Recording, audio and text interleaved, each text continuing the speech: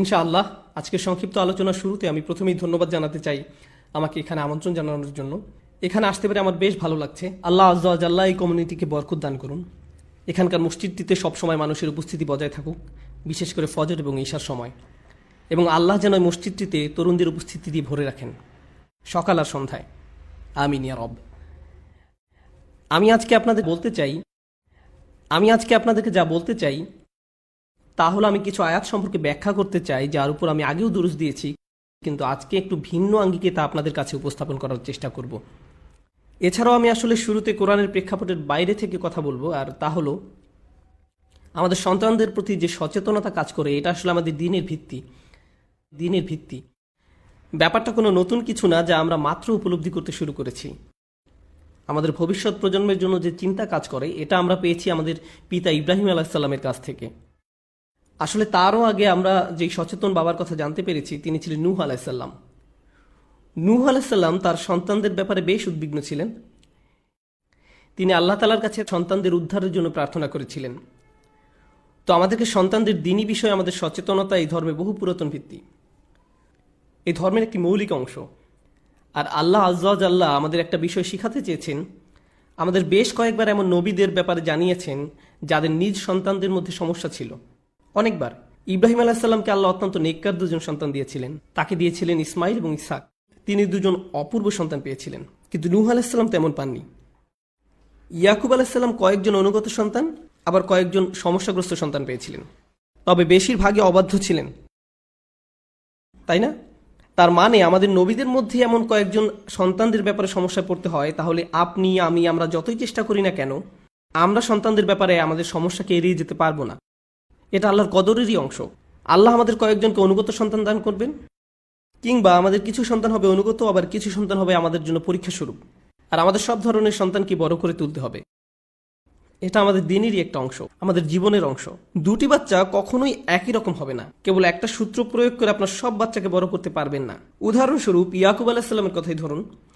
আমরা এটা বিশ্বাস করি না যে তিনি ইউসুফ আলাইহিস সালামকে বেশি স্নেহ করেছিলেন এবং অন্যদের প্রতি কম যত্ন নিয়েছিলেন, তাই তারা অমন আচরণ করেছিলেন। তিনি একজন নবী ছিলেন। অবশ্যই একজন নবীর অন্যতম প্রধান কাজ হলো ন্যায়নিষ্ঠভাবে জীবনযাপন করা। আর আপনি যদি আপনার এক সন্তানের প্রতি স্নেহশীল হন আর অন্যদের প্রতি তা না করেন, তাহলে তাতে সুবিচার হলো না। আমরা ইয়াকুব আলাইহিস সালামের কাছে এমনটা আশা করি না। অর্থাৎ বাবা হিসাবে যতটুকু করা সম্ভব ছিল তিনি করেছিলেন। আলহামদুলিল্লাহ, শেষে তারা তওবাও করেছিলেন, আর এটা তার প্রতি আল্লাহর উপহার ছিল। কিন্তু যেমনটা আমি বলেছিলাম, নূহ আলাইহিস সালামের ক্ষেত্রে তার ছেলেরা শেষ পর্যন্ত তওবা করেনি।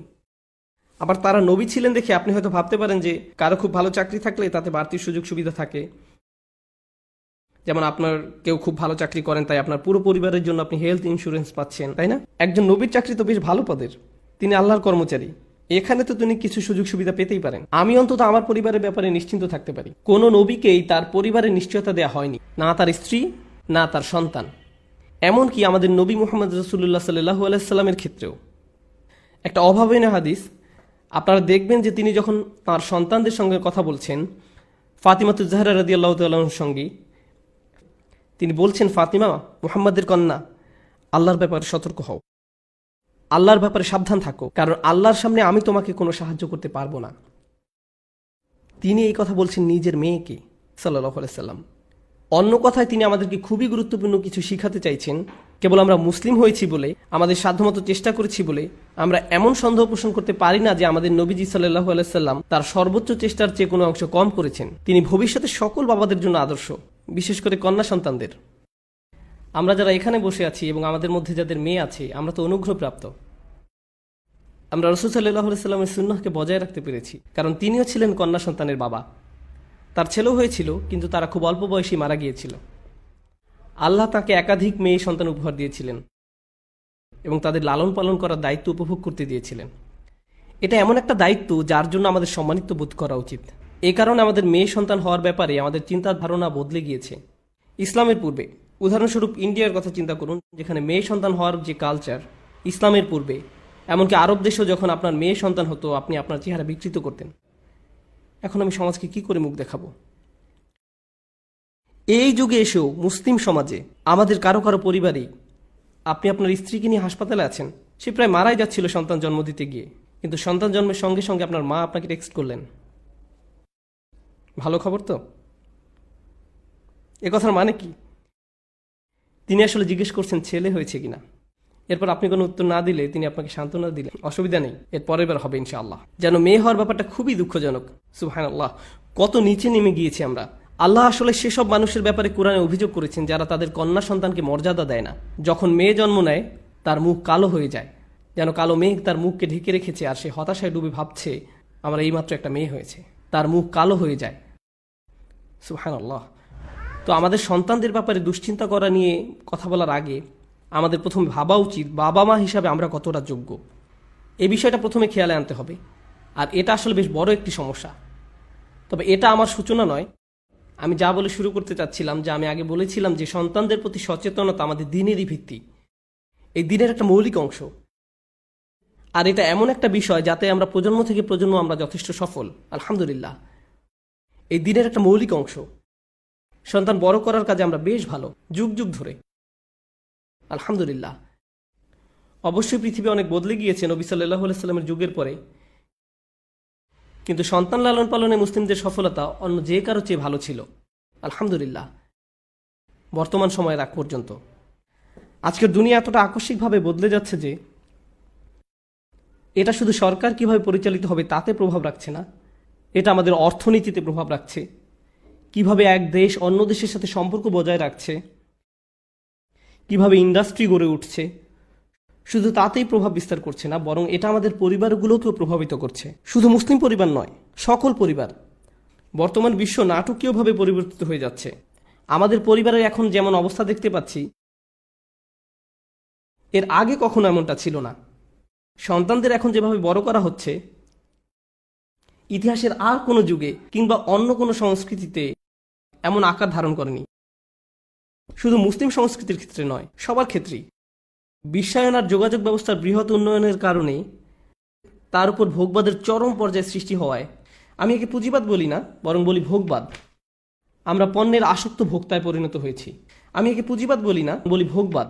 আর এই মানসিকতা আমাদের ঘরের ভিতরেও প্রবেশ করে ফেলেছে। আমি একটা ছোট উদাহরণ দিচ্ছি। আমি যা বলছি সে ব্যাপারে, আপনাদের বাচ্চারা, যেহেতু আপনারা অনেকেই এখানে অভিভাবক, আপনাদের বাচ্চারা আপনাদের কাছে কি নিয়ে বেশি আবদার করে? তারা কিসের জন্য সব সময় বায়না ধরে থাকে? ক্যান্ডি। মাশাআল্লাহ, সত্যি আপনার তো বেশ সরল মনা বাচ্চা, তারা আপনার কাছে কেবল ক্যান্ডি চেয়েছে। আচ্ছা, আরো বলতে থাকুন। আইপড, প্লে স্টেশন, গাড়ি। তারা বড় হয়ে গিয়েছে, গাড়ি, খেলনা। অধিকাংশ ক্ষেত্রেই তারা এইসব আইপডের খবর কোথায় পায়? তারা কি স্বপ্নে দেখতে পায়? যেমন ইসুফ আলাইহিসসালাম দেখেছিলেন 11টা তারা আর চাঁদ। তো তারা কি স্বপ্নে দেখে ফেলেছে অ্যাপেল প্রোডাক্ট? কেন আব্বু, আমি দেখেছি যে একটা অ্যাপেল একটা ফোনের পরে। এই স্বপ্নের মানে কি? এই স্বপ্নের মানে কি? না না, তারা কোথায় দেখেছে আইফোন? হয় তাদের বন্ধুর কাছে আছে এসব, অথবা টিভিতে দেখেছে। তারা যখন দেখলো তার অন্য বন্ধুর কাছে এসব আছে, তারা আপনাদের বলে আমি ওরকম স্নিকার চাই, আমি ওরকম শার্ট চাই, আমি ওরকম খেলনা চাই। এই সমস্ত খেলনার আইডিয়া তারা কোথায় পায়? এসবের ইলহাম কোথা থেকে আসে? এগুলো এসেছে মিডিয়া থেকে। আমরা আমাদের বাচ্চাদের সামনে মিডিয়ার জগৎ উন্মুক্ত করে দেই, আর এই মিডিয়া বাচ্চাদেরকে তারা মূলত এসব খেলনার জন্য করজোর বায়না করতে শেখায়, যেন আমরা তাদের এই সমস্ত খেলনা কিনে দেই। আর তখন আমরা এগুলো কিনি। তাছাড়া বাচ্চারাই যে এসবের ক্ষেত্রে শিকার তা কিন্তু না, আমরাও এর অন্তর্ভুক্ত। আমরা যেসব ব্র্যান্ডের জামা পরি, আপনি আসলে নিজেকে খুব হাই ক্লাস মানুষ ভাবতে শুরু করেন। হঠাৎ করে যখন আপনি একটা দামি ঘড়ি পরেন, হঠাৎ যেন আপনার মনে হতে থাকে সব মানুষের ভিড়ে আপনার মান মর্যাদা বেড়ে গিয়েছে। যেই মুহূর্তে আপনি অ্যাপেল স্টোর থেকে একটা আইফোন হাতে নিয়ে বেরিয়ে আসলেন, হঠাৎ যেন আপনার নিজেকে খুব হ্যান্ডসাম লাগে। কিছু একটা তো হয়েছে। আমি বুঝতে পারছি না আমি কীভাবে এত কুল হয়ে গেলাম। এটা জাস্ট হয়ে গেল। আমরা আসলে ভেবে নেই মানুষ হিসাবে আমাদের মর্যাদা বেড়ে গিয়েছে এসব পণ্যের ক্রেতা হয়েছি বলে। আর আপনি যদি কোনো ব্র্যান্ডের কাপড় না পরেন, অথবা ওই ফোনটা যদি আপনার না থাকে, আপনার যদি এই খেলনাটা নেই অথবা ওই খেলনাটা নেই, কোনো কারণে আপনি অন্যদের সমমান সম্পন্ন নন, অন্যরা আপনার চেয়ে ভালো, শুধু এই কারণে যে তাদের হাতে যেটা আছে সেটা আপনারটার থেকে ভালো। তো আমরা মুসলিমরা, আমরা কেমন যেন অবচেতন ভোক্তায় পরিণত হয়ে গিয়েছি, এমনটাই আমাদের অবস্থা। আমরা এই সমাজে সন্তান লালনের কথা বলার আগে আমাদের এটা বুঝতে হবে যে আমাদের চারপাশে দুনিয়াতে আসলে কি হচ্ছে, আমাদের সকলের সঙ্গে কি হচ্ছে, আর সারা দুনিয়াতে কি হচ্ছে। কার্যকর উপায়ে সন্তান লালনের কথা ভাবার আগে আমাদের এসব ব্যাপার ভেবে দেখতে হবে। এটা বেশ বড় একটা সমস্যা। দ্বিতীয় বড় সমস্যাটা হলো আপনার কাছে সাফল্যের মানে কি, কিসে আপনার মর্যাদা বাড়ায়? এখন তো বাচ্চাদেরকে এই মানসিকতা দিয়ে বড় করা হচ্ছে যে তাদের মূল্য এসব প্রোডাক্ট দ্বারা নির্ধারিত হয়। যে ব্র্যান্ডের কাপড় পরছেন, যে বাসায় থাকছেন, যে গাড়িটা চালিয়ে তাকে স্কুলে দিয়ে আসছেন, যে ব্র্যান্ডের ব্যাগ কাঁধে নিচ্ছেন, এসব ব্যাপার, এগুলো আপনার মূল্য যাচাই করছে। আর এর সাথে যোগ হয়েছে আরও একটা সমস্যা, জীবনে সফল হওয়া বলতে কি বোঝায়। সাফল্য সম্পর্কে আমাদের ব্যক্তিগত ধারণা 20, 30 কিংবা 40 বছর আগেও যা ছিল এখনো তাই আছে। মুসলিম বিশ্বের অধিকাংশের জন্যই ব্যাপারটা সত্য যে আমাদের মধ্যে কারো কারো হয়তো শিক্ষার ভালো সুযোগ ছিল না, কিংবা আপনাদের বাবা মায়ের সেই সুযোগ হয়নি, তো তারা তাদের সব ধরনের প্রচেষ্টা লাগিয়ে দেয় তাদের বাচ্চাকে শিক্ষিত করে তুলতে। আর আপনি আপনার জীবন থেকে এই শিক্ষা পেয়েছেন, তাই আপনি বলেন আমার বাচ্চার জন্য আমি সর্বোচ্চ শিক্ষা অর্জনের ব্যবস্থা করব। যদিও এই ইচ্ছা পূরণ করতে গিয়ে আপনাকে তাকে প্রাইভেট স্কুলে পাঠাতে হয়, বাড়ি ভাড়া নিতে হয়, অ্যাপার্টমেন্ট ভাড়া নিতে হয়, অস্বস্তিকর পরিবেশে থাকতে হয়, তারপরেও তাদের সুশিক্ষার স্বার্থে আপনি তা করতে রাজি আছেন। যদি আমার অস্বাভাবিক লোন নিতে হয় তাকে আইভি লিগ বা মেড স্কুলে পাঠাতে, কিংবা তাকে কোনো লিড প্রোগ্রামের অন্তর্ভুক্ত করতে, আমরা তা করতে রাজি আছি। কেন? কারণ আপনাদের কাছে সাফল্যের সবচেয়ে গুরুত্বপূর্ণ ধাপ কি? আপনাদের বাচ্চার সুশিক্ষা। আর এখানে যারা আপনাদের সন্তান, তাদেরকে এটা বারবার বলা হয়েছে তোমাকে শিক্ষা নিতেই হবে, তুমি একজন ব্যর্থ মানুষে পরিণত হবে যদি তুমি শিক্ষা না পাও, তোমাকে কলেজ পাস করতে হবে, এটা পাস করতে হবে, ওটা পাস করতে হবে। আর আপনি যদি ইন্দো ভারতীয় অঞ্চলের হয়ে থাকেন তবে অবশ্যই আপনি একজন ব্যর্থ মানুষ যদি আপনি ফিজিশিয়ান হতে না পারেন। এ দুনিয়ায় আপনার থেকে আর আশা করার কিছু নেই। এখন আপনার জন্য কেবল একটাই দরজা খোলা আছে, আর সেটা হলো আখিরাত। আপনি সার্জন হতে পারেননি দেখে আপনার বাবা মা আপনার প্রতি অসন্তুষ্ট। আর ডেন্টিস্ট তো একেবারেই হবেন না। ডেন্টিস্ট হওয়া তো অপমানজনক, সেটা নিয়ে চিন্তা করে সময় নষ্ট করার দরকার নেই। এই আমাদের অবস্থা।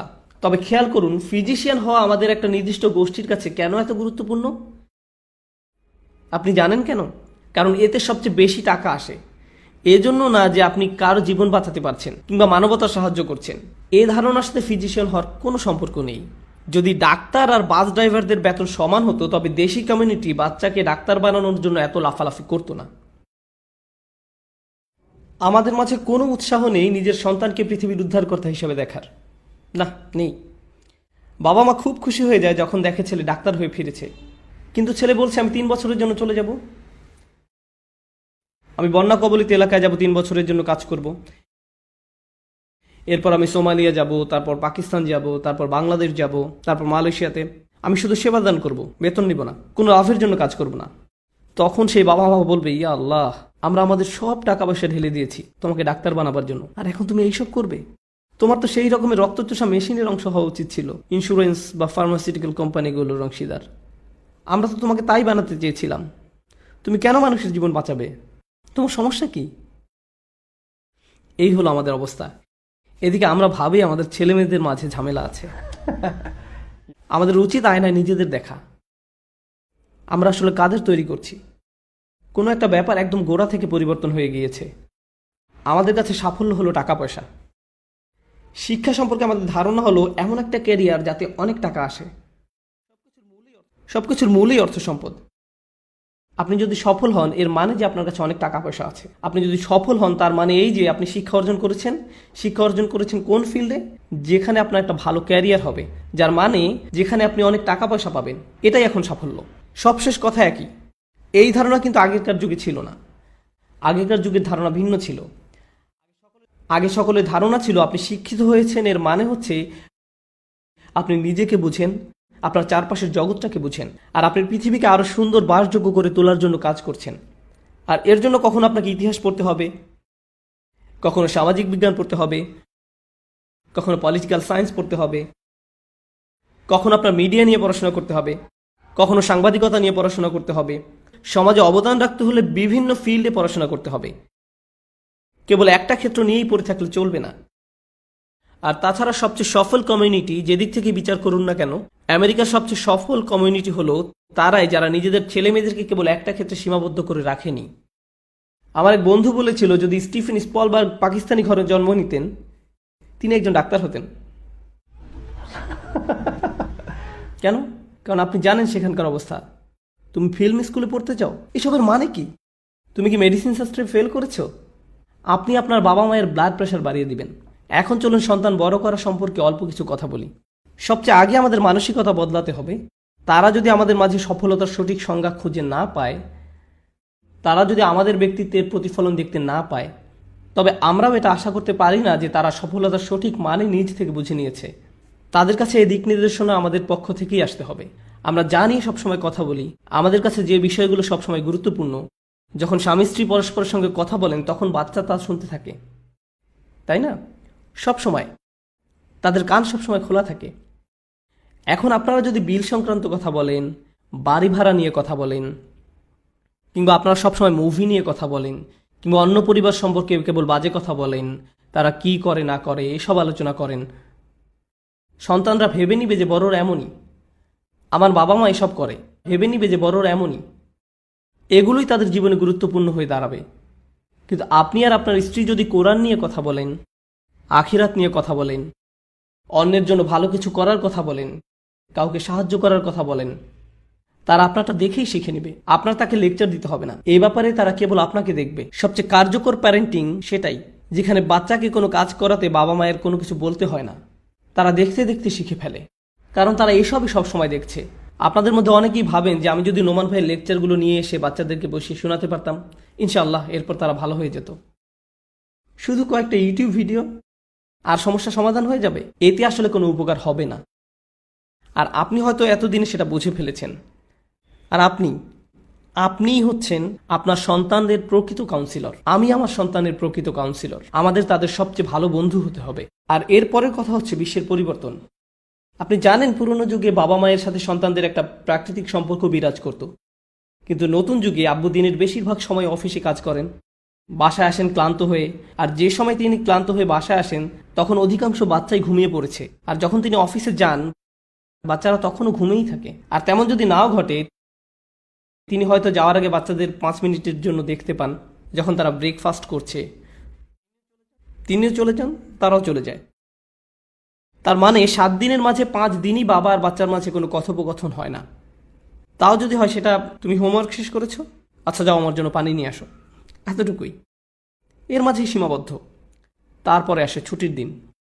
কিন্তু ছুটির দিনগুলোতে এখানে দাওয়াত থাকে, ওখানে পার্টি থাকে, আপনার 12টা পর্যন্ত ঘুমানো লাগে, বাসার কিছু কাজ করতে হয়, ইত্যাদি ইত্যাদি। আপনি তখনও সন্তানদের সঙ্গে সময় কাটান না, তাদের সঙ্গে সত্যিকারের কথাবার্তা বলেন না, তাদের সাথে আপনার আসলে কোনো যোগাযোগই নেই। এটাই মূল সমস্যা। আমাদের বাচ্চাদের জন্য সময় বের করে নিতে হবে সপ্তাহের মাঝে আর সপ্তাহের শেষে। এটাই আপনার এবং আমার জন্য কার্যকরী উপদেশ। আমাদের সন্তানদের জন্য সময় খুঁজে নিতে হবে, কেবল তাদের কথা বলার জন্য, কেবল তাদের সাথে কথা বলার জন্য। শুধু শুনুন তারা কি বলছে আর কথা বলুন তাদের সাথে। আমাদের উচিত তাদের জীবনের একটা অংশ হওয়া, তাদের জীবনের একটা বড় অংশ হওয়া। আপনাদের অনেকের ক্ষেত্রেই আপনাদের সন্তানদের কাছে আপনাদের একমাত্র ভূমিকা হলো আপনি বাড়ির একটা দেয়ালের মতন। এটা সবসময় থাকে, কিন্তু এর সাথে কেউ কথা বলে না। আপনার একে দরকার আছে, আর এটা অনেক গুরুত্বপূর্ণ।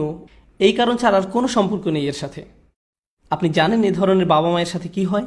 তারা তাদের আচরণের প্রতিফলন পায় যেই মুহূর্তে সন্তানেরা টিনেজার হয়, তারা কিছুটা স্বাধীন হয়ে যায়। ধরুন তখন তারা আপনার কাছে এসে একটা গাড়ি কিনে দিতে বলল, আর আপনি বললেন না, ঠিক আছে আমি আমার বন্ধুদের সাথে চলে যাচ্ছি, আমি একটা চাকরি জোগাড় করে ফেলবো, আর কিছু টাকা জমিয়ে নিজের গাড়িও নিজেই কিনে ফেলবো। এরপর একদিন হঠাৎ করে আপনি ছেলের কাছে শুনতে পান, বাবা আমি এখন থেকে আলাদা থাকছি। আলাদা থাকছো মানে? তুমি কোথায় যাবে? সেটা কোনো ব্যাপার না, আমি এখন বড় হয়েছি। আর এখন আপনি দৌড়ে মসজিদে আসেন, ইয়ামু সাহেব আমাকে একটা সূরা বলে দিন, একটা দোয়া বলে দিন যাতে আমার ছেলেটা ভালো হয়ে যায়। ইয়ামু সাহেব, এভাবে কোনো সমস্যার সমাধান হয় না, এভাবে কোনো সমস্যার সমাধান হয় না। যখন তাদের বয়স 17, 18, 19, 20 হয়ে গিয়েছে, তখন জরুরি সংকট অনুভব করলে চলবে না। তাদেরকে গড়ে তুলতে হবে আরও অনেক আগে থেকে। এখন আমি কিছু প্র্যাকটিক্যাল উপদেশ দিতে চাই সেসব অভিভাবকদের জন্য যাদের সন্তানদের বয়স 10-এর নিচে। হাত তুলুন প্লিজ যাদের সন্তানদের বয়স 10-এর কম। খুব বেশি নেই, আলহামদুলিল্লাহ। আমি এই দলে আছি, আমার সবচেয়ে বড়টার বয়স 10।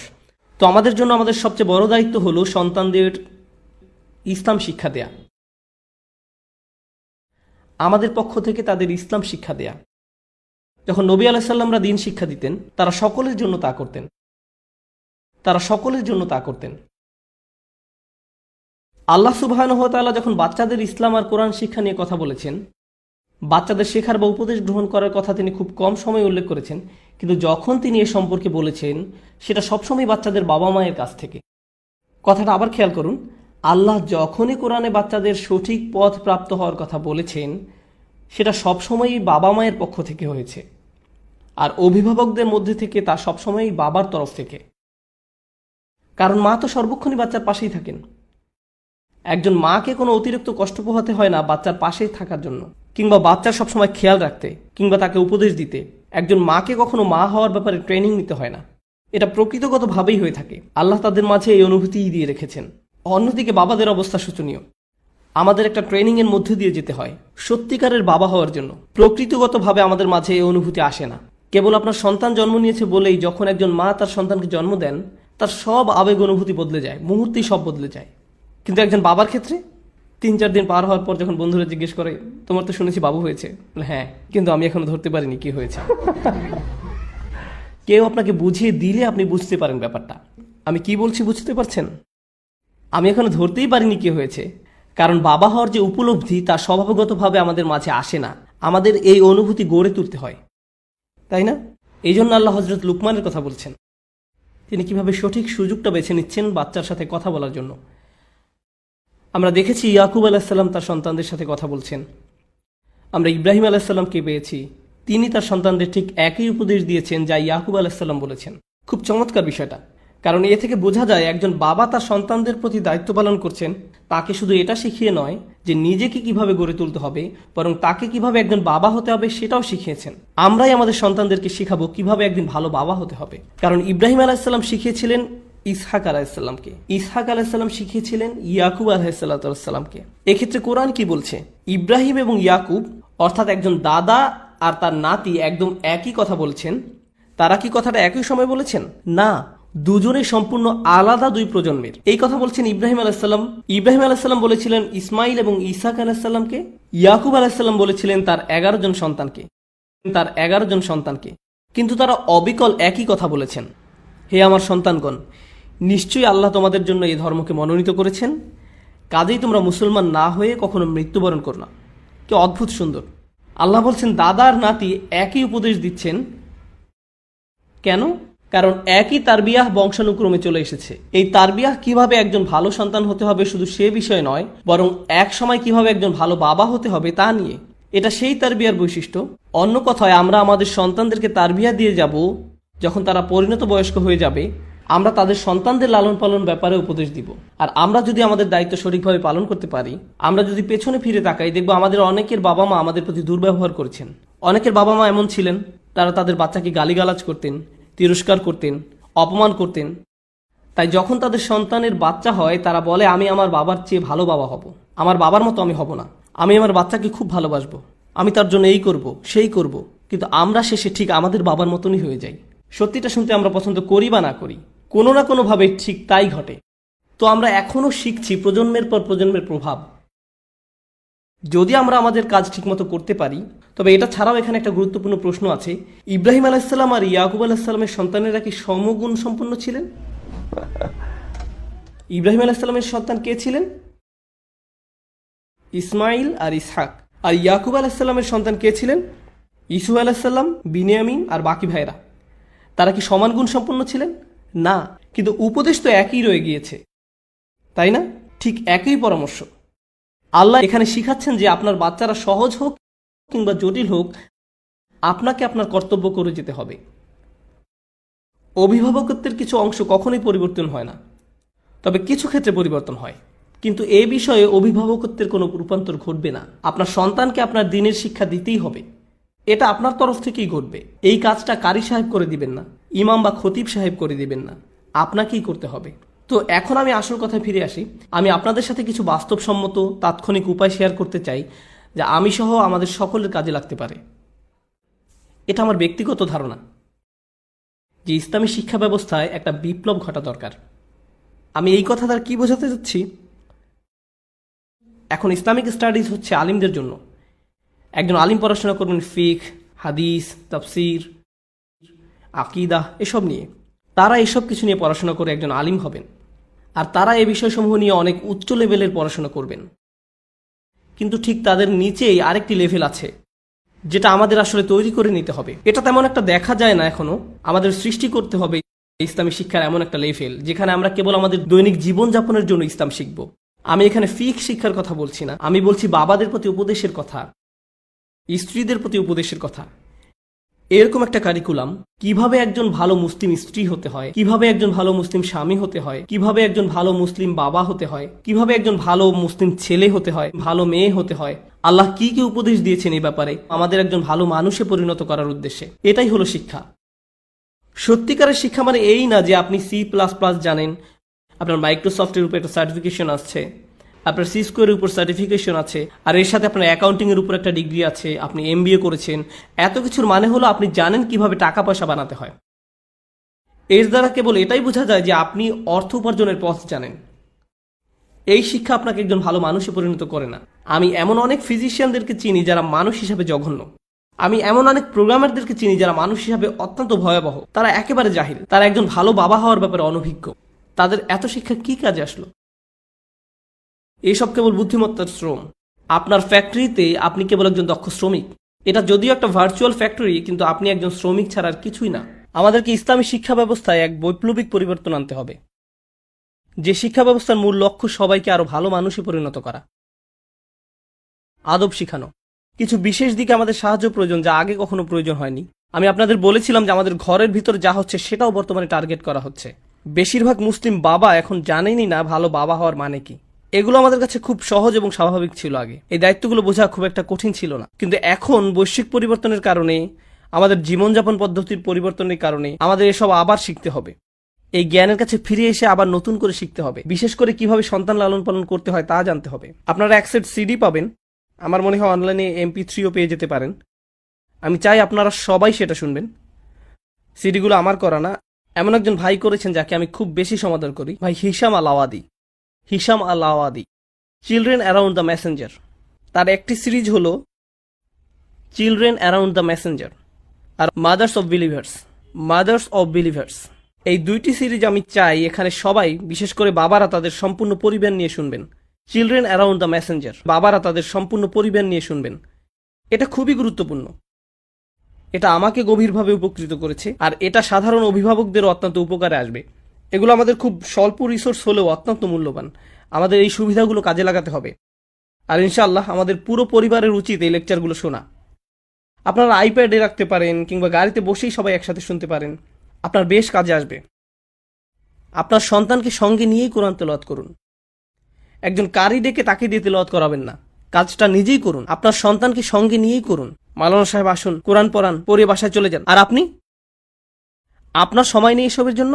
আপনার যদি কোরআনের জন্য হাতে সময় না থাকে, তাহলে আপনার বাচ্চাকে কেন কোরআনের জন্য সময় বের করে নিতে হবে? আপনার সন্তানের সঙ্গে বসুন আর 20 মিনিট ধৈর্য ধরুন। শয়তান আসবে, সে আপনাকে বারবার হাই তুলতে বাধ্য করবে। আপনার তখন পিপাসা হবে, ঘুম আসবে, আপনার হঠাৎ মনে পড়ে যাবে যে আপনার একটা মিটিং এর কথা। এত সবকিছু এই 20 মিনিটের মধ্যেই হবে।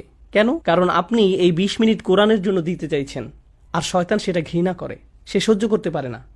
কিন্তু এই 20 মিনিট ধৈর্য রাখুন, নিজেকে সমর্পণ করুন আপনার বাচ্চার জন্য। পুরো পরিবারকে সঙ্গে নিন।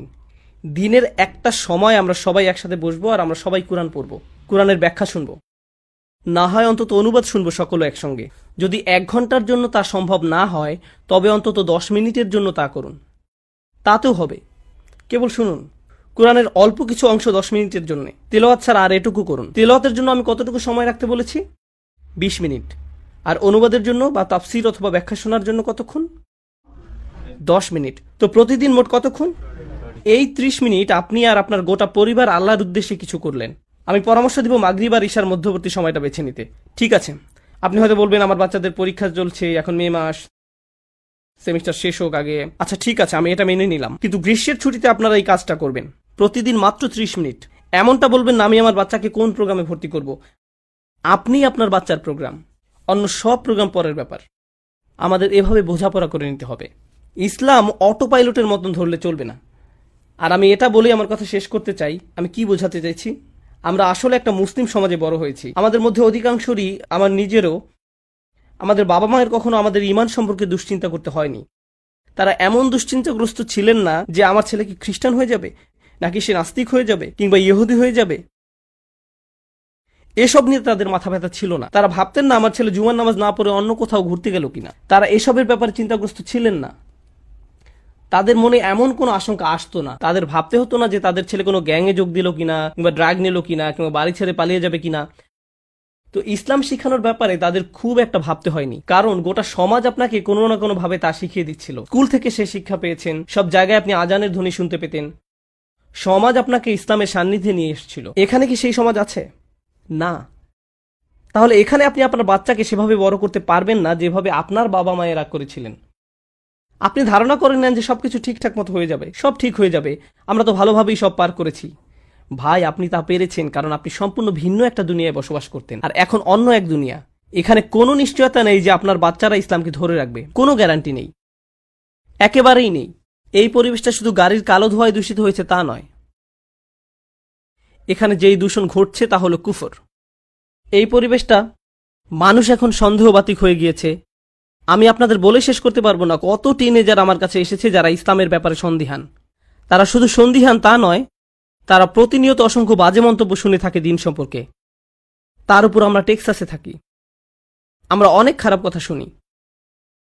আজকে সকালেই 2 মর্মন খ্রিস্টান ছেলে জুমার আগে আমার বাসায় এসেছিল। দরজায় নক করলো, খুলে দেখলাম 2টা বাচ্চা ছেলে, টিনেজ ছেলেরা দাওয়াত দিচ্ছে। আমি তখন ভাবছিলাম, ইস, আমাদের মাঝেও যদি এমন ছেলেরা থাকতো। আপনি কোনো টিনেজ ছেলেকে দেখেছেন যে সকালে উঠে তৈরি হয়ে নেয়, সুন্দর জামা কাপড় পরে, ইউনিফর্মের মতো বাইক নিয়ে বেরিয়ে পড়ে? এখন বাইরে 92 ডিগ্রি, এর মধ্যে তারা ঘরে ঘরে যেয়ে বলে আমরা আপনাকে সৃষ্টিকর্তার বাণী সম্পর্কে বলতে চাই। আপনি জানেন এটা করার জন্য কতটা সাহস দরকার? আমি তাদের ধর্মবিশ্বাস ভেঙে দেওয়ার আগে প্রথমে যেটা করতাম তা হলো বলতাম তোমরা যা করছো সেটা সত্যিই প্রশংসার দাবি রাখ। বিস্ময়কর, তাদের কাছে এখনো সত্য আসেনি, তারপরে তারা এতটাই নিজেদের উৎসর্গ করেছে যে তারা তাদের বাচ্চাদের মাঝে এই ধর্মবিশ্বাস গেঁথে দিয়েছে। কারণ মর্মন কমিউনিটি এই সিদ্ধান্ত নিয়েছিল যে তাদের সন্তানেরা তাদের অগ্রাধিকার পাবে। আমরা সবকিছু ভুলে যাব, আমাদের ধর্ম প্রচার করব না, অন্যদের তা শিখাতে যাব না, আমরা কেবল চিন্তা করব আমাদের সন্তান নিয়ে। আমরা সর্বোচ্চ চেষ্টা করব যাতে তারা এই ধর্ম উপলব্ধি করতে পারে। এ ধারণার জন্যই তাদের টিনের ছেলেরা আজ তাদের ধর্মকে ধরে রেখেছে। আর আমি বসে বসে তাদের সাথে কথা বলছিলাম। তারা বিশ্বাস করে তাদের বই হচ্ছে সৃষ্টিকর্তার বাণী, আর এটা অলৌকিক। আমি ভাবছিলাম, ওয়াও, এটা কোনো অলৌকিক বাণী নয়, কিন্তু আমি তোমাদের আত্মনিবেদনের প্রশংসা করি, আমি সত্যি এর তারিফ করি। আমি বলছি না চলুন সবাই আমরা মর্মন হয়ে যাই কিংবা ওদের মতো হয়ে যাই। আমি শুধু বলছি, ভাই, আপনি যদি কোথাও ভালো কিছু দেখেন আপনার সেটা তারিফ করা উচিত। আর তাদের এমন কিছু ভালো গুণ রয়েছে যেগুলোর প্রশংসা করা উচিত। আমাদের অন্যান্য কমিউনিটি থেকে শেখার আছে। আর আমি বলছি, খুব দ্রুতই পৃথিবীর দৃষ্টিকোণ বদলে যাচ্ছে। যারা সৃষ্টিকর্তায় বিশ্বাস করে তারা থাকবে একদিকে, আর যারা সৃষ্টিকর্তায় বিশ্বাস করে না তারা থাকবে অন্যদিকে। এখন আমাদের নিজেদের মধ্যেই মতনৈক্য রয়েছে, বিভিন্ন মাযহাবের মধ্যে, মুসলিম আর খ্রিস্টানদের মধ্যে, হিন্দুদের মধ্যে, ইত্যাদি ইত্যাদি ইত্যাদি। কিন্তু খুব শীঘ্রই গোটা পৃথিবী 2 লাইনে বিভক্ত হয়ে যাবে। আমি কোনো সৃষ্টিকর্তায় বা কোনো ধর্মে বিশ্বাস করি না, এবং আমি একজন সৃষ্টিকর্তায় বিশ্বাস করি। এই পরিবর্তনই আগামীতে হতে যাচ্ছে। যুক্তরাষ্ট্রের প্রত্যেকটা কোণে কোণে এই পোলারাইজেশন ঘটছে, আর এটা দাবানলের মতো ছড়িয়ে পড়ছে। খবরদার এক মুহূর্তের জন্য ভাববেন না এই পরিবর্তন মুসলিম সমাজকে প্রভাবিত করবে না। করবে, অবশ্যই করবে। অভিভাবক হিসাবে আমাদের কোরআন শিখতে হবে, আমাদের সন্তানদের জন্য নয়, নিজেদের জন্য। আমাদের কোরআন পড়তে হবে, আর এতটাই ভালোবাসতে হবে কোরআনকে যে আপনার বাচ্চারা বড় হতে হতে জানবে, আমার বাবা, কেউ যদি তাদের জিজ্ঞেস করে তোমার বাবা কি করতে ভালোবাসতেন, তারা বলবে আমার বাবা কোরআন পড়তে ভালোবাসতেন। তিনি সবসময় কোরআনের কথা বলতেন। আমি কোরআন সম্পর্কে যেসব জেনেছি তার অধিকাংশই আমার বাবার কাছ থেকে জেনেছি। তিনি সবসময় কোরআনের ব্যাখ্যা শুনতেন, সবসময় আমাকে আরো বেশি তিলাওয়াত করতে বলতেন। তিনি এটা সবসময় মুখস্থ করতেন, তিনি এর তেলাওয়াত শুনতে ভালোবাসতেন। আমাদের নিজেদেরকে কোরআনের জাতি হিসাবে গড়ে তুলতে হবে। কেন? কারণ নবী সাল্লাল্লাহু আলাইহি সাল্লামকে সন্দেহগ্রস্ত মানুষেরা ঘিরে রেখেছিলেন, ঠিক যেমনটা আমাদেরকেও সন্দেহগ্রস্ত মানুষেরা ঘিরে রেখেছে। এবং সেই সময় একমাত্র জিনিস যেটা আপনাদের বিশ্বাস অটুট রাখবে সেটা কি? কোরআন, আল্লাহর বাণী। এটা তাদের দৃঢ় পদ রেখেছিল। আমাদের আবার সে জাতিতে পরিণত হতে হবে। আমরা এবং আমাদের সন্তানেরা, আমরাই হব কোরআনের নতুন প্রজন্ম। আমাদের জীবনের কেন্দ্রবিন্দুতে কোরআন থাকতে হবে। দিনে 30 মিনিট করে পড়া শুরু করুন, কেবল 30 মিনিট। কিন্তু এখানে যারা অভিভাবক, আমি জানতে চাই না আপনার বয়স 45, 55, 65 নাকি 75, যাই হোক না কেন, কোরআন মুখস্থ করুন। মুখস্থ করা শুরু করে দিন। আল্লাহ কোরআনের উপর কোনো বয়স সীমা রাখেননি। আল্লাহ সেটা করেননি, আপনি করেছেন। আপনি আল্লাহকে দেখান যে আপনি তার বইকে ভালোবাসেন, আর তখনই আল্লাহ আপনার জীবনে বরকত ঢেলে দিবেন, যা আপনি কখনো আশা করেননি। আপনার এখন অন্য কাউকে জিজ্ঞেস করতে হয় কিভাবে সন্তান লালন পালন করবেন, কিন্তু আল্লাহ নিজেই আপনাকে সেই উপদেশ দিবেন তার বইতে। তিনি আমাদেরকে আমাদের সব প্রশ্নের উত্তর দিয়ে দিচ্ছেন তার বইতে। আমাদের অবশ্যই এই বইয়ের সঙ্গে একটা সম্পর্ক থাকা উচিত। আমি আপনাদের বলছি, আমাদের মুসলিম সমাজে অধিকাংশ সমস্যা এই জন্যই সৃষ্টি হয়েছে যে আমরা কোরআন থেকে বিচ্ছিন্ন হয়ে পড়েছি। আমাদের এই বইয়ের জন্য কোনো অনুভূতি নেই, কোনো ভালোবাসা নেই, কোনো সম্পর্ক নেই। আমরা উপদেশ নেওয়ার জন্য এর কাছে যাই না। আমরা প্রতিদিনের তেলাওয়াত করি না, মুখস্থ করি না। আমরা এই বই আরো বেশি বেশি বোঝার চেষ্টাও করি না, অনুরাগ দেখাতে পারি না। আল্লাহ তার বাণী পাঠিয়ে এই উম্মতকে কতটা সম্মানিত করেছেন, অথচ আমরা এই বাণীর প্রতি যথেষ্ট ভালোবাসা দেখাতে পারিনি। আমরা যদি তা পারি, আমি বলছি আপনাদের সকল সমস্যা দূর হয়ে যাবে। আল্লাহ সুবহানাহু ওয়া তাআলা বলছেন, যখন আহলে বাইতদের কথা বলেছেন, তিনি বলেন তারা যদি কেবল তাওরাত আর ইনজিলকে দৃঢ়ভাবে প্রতিষ্ঠিত করত, তাহলে তারা উপর এবং নিচ থেকে আহার করত। তাদের দুনিয়া তাদের জন্য জান্নাত হয়ে যেত, কেবল যদি তারা তাওরাত আর ইনজিল প্রতিষ্ঠিত করত। তাহলে আল্লাহ এখানে আমাদের কি বলেছেন? আমরা প্রতিষ্ঠিত করব কোন বইটি? কোরআন। তা করলে আমরা উপর এবং নিচ থেকে আহার করব। আল্লাহ এই দুনিয়াকে জান্নাতে পরিণত করে দিবেন। শুধু তার কিতাবের দিকে ফিরে আসুন। এটাই অভিভাবকদের প্রতি আসল উপদেশ। আমরা আমাদের সন্তানদের কাছে যে স্মৃতি রেখে যেতে চাই, আমার বাবা ভিডিও গেমস ভালোবাসতেন, মুভি দেখতে ভালোবাসতেন, কিন্তু সবকিছুর চেয়ে তিনি বেশি কোরআন ভালোবাসতেন। তিনি বাস্কেটবল খেলতেও খুব পছন্দ করতেন, কিন্তু তার চাইতেও কোরআন বেশি ভালোবাসতেন। কোরআন ছিল তার সত্যিকারের ভালোবাসা। আর তিনি এটা নিশ্চিত করেছেন আমরাও কোরআনকে সেভাবে ভালোবাসি। তিনি কোরআন থেকে গল্প বলে শোনাতেন, আমাদের এখান থেকে উপদেশ দিতেন। আপনারা আপনার বাচ্চাদেরকে কোরআন থেকে আকর্ষণীয় গল্প বলে শোনান। আর আপনি পারবেন না তাদেরকে সেসব গল্প বলতে যদি আপনি নিজেই না এর প্রতি কোনো আকর্ষণ অনুভব করেন। আপনি যদি সেসব গল্পে নিজেই মুগ্ধ না হন, তবে আপনি আপনার বাচ্চাদের চমৎকৃত করতে পারবেন না। কিন্তু ভাই, তাদের শৈশবকাল আপনি, অন্য কেউ নয়, আপনাকেই কোরআন থেকে তাদের গল্প বলে শোনাতে হবে। আপনাকে এই কাজটা করতে হবে। আমি সেদিন আমার এক মেয়েকে ইসু আলাইহিস সালামের গল্প শোনাচ্ছিলাম, আর আমি গল্পটা শেষ করিনি। সেই 4 দিন ধরে বারবার জিজ্ঞেস করছে, আব্বু এরপর কি হলো? আচ্ছা, এরপর তাকে জেলে পাঠানো হলো। তারপর কি হয়েছে এখন বলবো না, পরে বলবো। আজকে হোটেলে যাওয়ার পথে তাকে বলবো ইনশাআল্লাহ জেলে পাঠানোর পর কি হলো। কিন্তু আমাদের এই গল্পগুলো সৃজনশীলভাবে মজা করে বাচ্চাদের শোনাতে হবে। আর গল্পগুলো অসম্ভব সুন্দর, অসাধারণ বৈশিষ্ট্যপূর্ণ। বিশেষ করে আপনি যখন কোরআনের দৃষ্টিকোণ থেকে তা পড়েন, খুব সুন্দরভাবে গল্পগুলো বর্ণনা করা হয়েছে। আল্লাহ সুবহানাহু ওয়া তাআলা আমাদের কোরআনের জাতি হওয়ার তৌফিক দান করুন। আমাদের সামর্থ্য দিক যেন আমরা তা আমাদের সন্তানদের মাঝে গেঁথে দিতে পারি। আমাদের সন্তানদের সঙ্গে সৎ, সরাসরি এবং খোলামেলাভাবে আলোচনা করুন। তাদের জিজ্ঞাসা করুন তারা স্কুলে কি শুনছে, তারা কি কি সমস্যা হয়। তারপর নিজেই আল্লাহর বইয়ে তার সমাধান খুঁজুন। তুমি জানো তোমার বন্ধু যে তোমাকে কথাটা বলল, তুমি যে বাজে জিনিসটা দেখলে, আল্লাহ এই সম্পর্কে কি বলছেন? চলো তোমাকে দেখাই। আক্ষরিকভাবে বাচ্চাদের দেখিয়ে দিন কিভাবে আল্লাহর কাছে সমাধান খুঁজতে হয়। আমাদের এই কাজটাই করতে হবে। আমাদের এমন প্রজন্ম গড়ে তুলতে হবে। আল্লাহ সুবহানাহু ওয়া তাআলা আমাদের সকলকে এই কাজটা করতে সাহায্য করুন। প্রত্যেক মুসলিমের জীবনে বরকত ঢেলে দিন। আল্লাহ যেন আরো বরকতের উপর বরকত ঢেলে দিন। আমাদের কোরআনের প্রতি ভালোবাসা, অনুরাগ, সময় আর আত্মনিবেদনের জন্য আমাদেরকে বরকত দান করেন।